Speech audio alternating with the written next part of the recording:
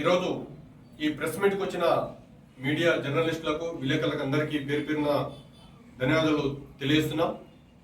ఈ సమావేశం పెట్టడానికి ముఖ్య కారణం ఏంటంటే ఈరోజు ముఖ్యమంత్రి రేవంత్ రెడ్డి గారు ఎవరైతే ఉన్నారో సాంఘిక సంక్షేమ గురుకులాలను భ్రష్టు పట్టించడానికి ఆయన కంకణం కట్టుకున్నట్టు మనకు అనిపిస్తుంది.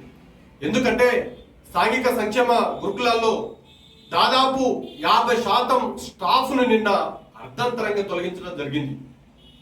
10 నుంచి 15 సంవత్సరాలుగా పనిచేస్తున్న స్టాఫ్ ఎవరైతే ఉన్నారో పార్ట్ టైం కావచ్చు, లేకపోతే అవుట్సోర్సింగ్ కావచ్చు, లేకపోతే గెస్ట్ ఫ్యాకల్టీ కావచ్చు, స్పెషల్ టీచర్స్ కావచ్చు, సబ్జెక్ట్ అసోసియేట్స్ కావచ్చు, వీళ్ళందరినీ ఏ మాత్రం కనికరం లేకుండా, దయా జాలి కరుణ లేకుండా రేవంత్ రెడ్డి నిర్దాక్షిణ్యంగా వీళ్ళని తొలగించడం జరిగింది. ముఖ్యమంత్రి మీరు ఒక విషయం దృష్టిలో పెట్టుకోవాలి.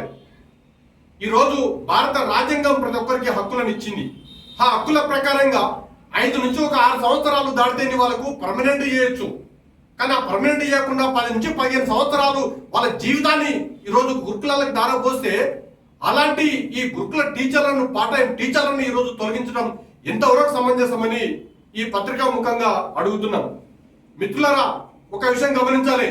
ఈరోజు ఎప్పుడైతే సీఎం రేవంత్ రెడ్డి గారు ఈ గురుకులాలను అభివృద్ధి చేస్తుందనే స్టేట్మెంట్లు ఒకవైపు ఇస్తూనే ఇంకొక వైపు సాంఘిక సంక్షేమ గురుకులాలు ఏవైతే ఉన్నాయో ఈ గురుకులాల మీద కక్ష పూరితంగా వ్యవహరిస్తూ వీటిని చిన్నాభిన్నం చేస్తున్నారు.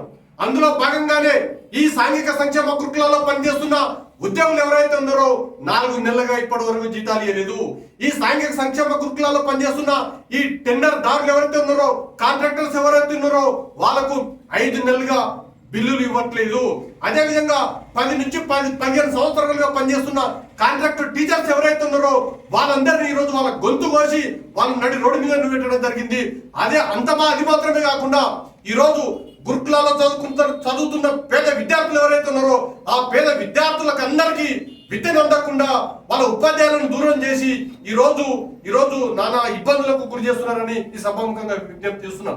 ఎందుకంటే ఈరోజు మీరు తీసుకోండి, ఈరోజు పార్ట్ టైం మూలను తొలగించాలని ఒక అస్తవ్యస్త నిర్ణయాలతో ఈరోజు గురుకులాల వ్యవస్థలు అనేది నడుస్తున్నాయి.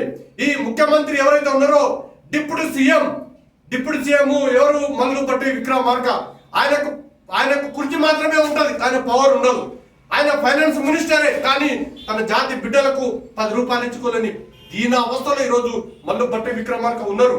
ఆయనకు గత ప్రగతి భవన్ ఏదైతే ఉందో ఆ ప్రగతి భవన్ లో కుర్చేసి కూసబెట్టిన ముఖ్యమంత్రి, కానీ ఆయనకు సిల్లి గవ్వ ఖజానా మీద హక్కు లేదని ఈ సభాముఖంగా విజ్ఞప్తి చేస్తున్నాం.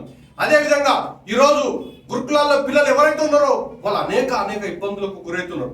వాళ్ళకు భోజనాలు సక్కర పెట్టకపోతే, మెనూ ఇంప్లిమెంట్ చేయకపోతే సరే ఏమనలేదు, ఆరోగ్య పరిస్థితులు వచ్చినప్పుడు సరే చూస్తున్నట్టు ఉన్నాం. కానీ ఈరోజు మన బిడ్డలు ఎవరైతే ఉన్నారో, పేద తల్లిదండ్రుల బిడ్డలు ఎవరైతే ఉన్నారో వాళ్ళందరూ ఈరోజు విద్యకు దూరం అవుతున్నారు, నానా ఇబ్బందులు పడుతున్నారు. కాబట్టి ఈ పరిస్థితులు తొలగాలంటే మిత్రులారా, ఈ సభాముఖంగా విజ్ఞప్తి చేసేందంటే ముఖ్యమంత్రి గారు ఎవరైతే ఉన్నారో రేవంత్ రెడ్డి ఈ పేద విద్యార్థుల పట్ల కనీసం కొంచెం దయ చూపండి అని కోరుకుంటున్నాము. ఉన్న వ్యవస్థను అలా ఉండనివ్వండి, మీరు లేనిపోని ప్రయోగాలు చేసి ఈ వ్యవస్థను చిన్నాభిన్నం చేయకండి విజ్ఞప్తి చేస్తున్నాం. ఈరోజు సాంఘిక సంక్షేమ గురుకులాల కార్యదర్శి ఎవరైతే ఉన్నారో తన తల తిక్క జీవులతోటి ఈ వ్యవస్థను అస్తవ్యస్తం చేస్తుంది. ఆమె నిజంగా వాస్తవాన్ని చెప్పుకోవాలంటే ఐఏఎస్ జాబుగా ఆమె అనర్హురాలు. కాబట్టి తక్షణమే కార్యదర్శిని తొలగించాలని డిమాండ్ చేస్తున్నాం. అదేవిధంగా ఎవరైతే పార్ట్ టైం ఎంప్లాయీస్ ఉన్నారో కొన్ని లేలుగా వాళ్ళు పనిచేస్తూ ఈ గురుకులాలను నువ్వెట్టి ఈరోజు డాక్టర్లు సీట్లు రావాలన్నా, ఇంజనీర్లు అడ్మిషన్స్ రావాలన్నా ఈ పార్ట్ టైం టీచర్లే వీళ్ళు పనిచేసిన చరిత్ర ఉంది.